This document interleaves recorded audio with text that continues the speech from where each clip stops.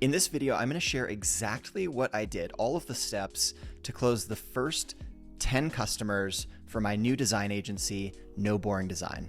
For those of you who are new to my channel, I run two businesses that do collectively $149,000 a month in profit and are growing steadily. And I created this channel because I really wanted to give back and share some of the lessons that I've learned along the way. So without further ado, let's dive in, and I'm going to show you exactly how I closed my first 10 customers. Okay, so the way that we're going to do this, I'm actually going to go client by client, client 1 all the way through client 10, describe exactly where those clients came from, and then I'll talk about the strategies and tactics that I deployed in order to get them in the first place. Client 1, they came from a founder chat group that I'm in on an app called Signal. It's a private group that I was invited into because I had sold a company previously. So there's a bunch of other founders who had also sold their businesses, and many of them started new businesses. This guy had a brand new business and he was looking for design help. Client numero dos came from a cold email that we sent. You know, people say cold email is dead. I would love to disagree. It might not be what it used to be, but it is still a viable channel to win clients. Client number 3. This client came from a VC tech conference that I went to. So this is an industry conference. I went there to see friends, meet new people, and one of the people that I chatted with ended up signing up for an account the next week. Client number 4. All right, this is like a great channel for people, but I was on LinkedIn, saw someone who had posted an ask looking for design help. I simply responded, had something intelligent to say, booked a meeting, and closed that deal. That was client number 4. Client 5, you'll never guess where they came from. A podcast. I was a guest on a podcast. I've been a guest on many podcasts, and those are great channels for spreading awareness, people learning about what you're up to, and becoming customers. Client 6, pretty straightforward. They heard about us through a CEO friend of mine. Client 7, this one of my favorites. This one has really produced for us time and time again. It is a private Slack group that I'm a member of. It's a kind of an industry niche, like Slack group for marketers, and people post their needs. They post about their design needs, and I simply responded. Client 8, there's a pattern here. Cold email. Client number 9 heard about us in an email newsletter that we paid to sponsor. I think we paid somewhere around $5,000 to sponsor the newsletter. So it actually wasn't that great of a return on investment for us, but that was client number 9. And lastly, client 10, again, coming from a Slack group, one of these communities where people hang out, they share advice, they ask for recommendations, saw someone post about their needs, poof, there we go. That was our 10th client. So that all sounds like pretty straightforward, but there's a ton of work and a ton of heartache and toil that goes into getting those first 10 clients. I had to do so many different things. And so rather than leaving it high level like that, I'm actually going to share the 10 steps that I took very specifically to land those first 10 clients. Okay, so step number 1 for me was to build a brand and website that made us look more legit than we actually were. Because in the beginning, right, in the early days, I didn't have any clients. There was nothing legit about us except our ability to do great work, but nobody knows that, and you kind of have to prove it, right? And so step 1 was to make it look to the outside world like we were more established than we actually were. One of my kind of caveats here, I think people tend to spend too much time on this because it's really fun. And it's like the creative part, and you ask for friends' feedback and all of that. I try to spend less than a week, 2 at the most, on this part of the process, because it's easy for this to take 3 months if you let it. And so I always try to force myself into a maximum of a 2-week sprint to get through this phase of getting a website live with all the copywriting to make us look awesome. Okay, so step number 2, super related to step number 1. This step was taking all of the prior companies we'd worked with, because this agency was actually spun out of my marketing agency. So we took the logos that we'd worked with as a team from that prior agency and created case studies and put those logos on the new website, because at the end of the day, the same team that had serviced those companies was now moving on to this new agency. And so this is a thing that a lot of, I think, agencies and just companies in general do. They take the experience of the founding team or of the early employees and they put it on their site as work they've done, because at the end of the day, someone is looking to hire someone who can produce great work, and this is a great way to prove it. Okay, so step 3, this one takes a lot of effort, but it's always worth it. And that is just to work my network, right? I worked the crap out of my network. I was on LinkedIn every day, messaging people, cold emailing people, warming up contacts that I hadn't spoken to in years, or contacts that I'd spoken to months prior before I'd start the agency. It was just like an all-out effort to hustle my way into opportunities. And the thing that I always remind myself is, it doesn't have to be the person that you're reaching out to that becomes a customer, because the people that are in your network may know other people who are looking for help in whatever field it is that you're starting your business. And so for me, I just wanted my entire network to know, hey, Eli now has this new agency and it does design stuff. And when someone I'm talking to talks about design needs, I should think of Eli and I should make an introduction. And so it's like the long game.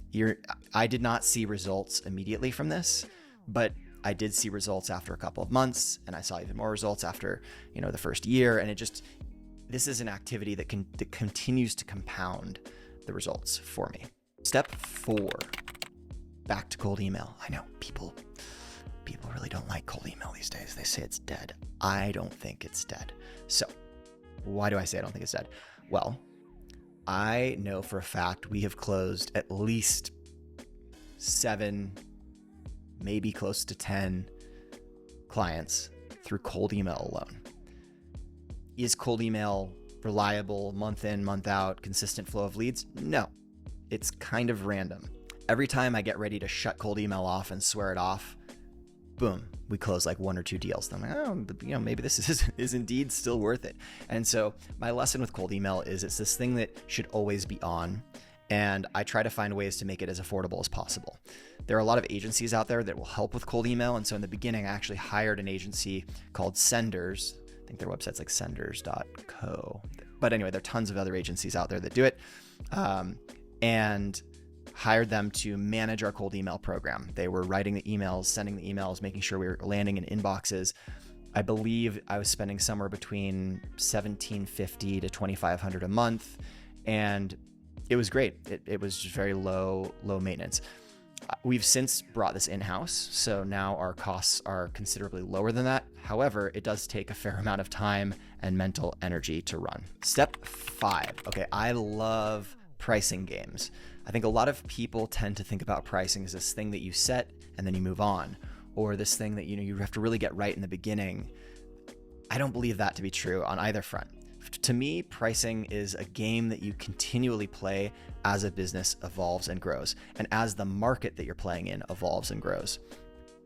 When we first started our offering, we didn't have any clients. We had no experience, out in the marketplace. They didn't know of us. And so I set my prices artificially low, like way too low. So low that the prices were not viable from a profitability perspective long-term. But I did that because I knew I was just trying to get my foot in the door. I was trying to get a couple of big wins under our belt, create a couple of champions out in the market.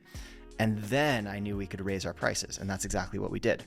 So this leads me to something that's called price sensitivity testing.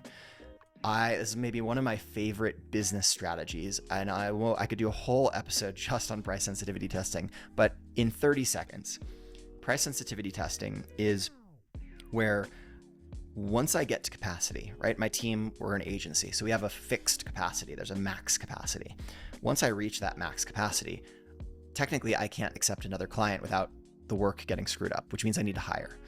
When I get there, that creates natural downtime, right? There's 2 weeks, a month, maybe more, where I need to be recruiting and hiring someone to increase our bandwidth. During that time, that's when I increase my prices. That's when I'll double my prices, right? Because I have nothing to lose, because I can't take another client right now. So it's worth using that downtime to experiment and see what can I still close? Like, what's the highest price I can ask and still close business? And as a final proof point on price sensitivity testing, I started our prices at $1,000 a month when I created No Boring Design. And now we have prices that go all the way up to $5,500 a month, with many customers paying more than that because we have add-ons and other ways for them to spend money with us. Step 6. You heard me talk about this earlier in the how I landed those clients section, but it was to find industry-specific newsletters and sponsor them. So if you don't know, a lot of industry newsletters out there allow sponsors to pay to be mentioned in their weekly, daily, monthly, whatever newsletter. And so these prices, at least in my industry, range from $2,500 on the low end all the way up to $10,000 on the high end per episode or per newsletter that is sent. So it can get really expensive. And for me, I had a really mixed results with this. I had one campaign that went out and did incredibly well. I think we closed something like 4 clients as a result of it. And that was the one that actually cost us $2,500. However, when I tested it a second time, we got nothing.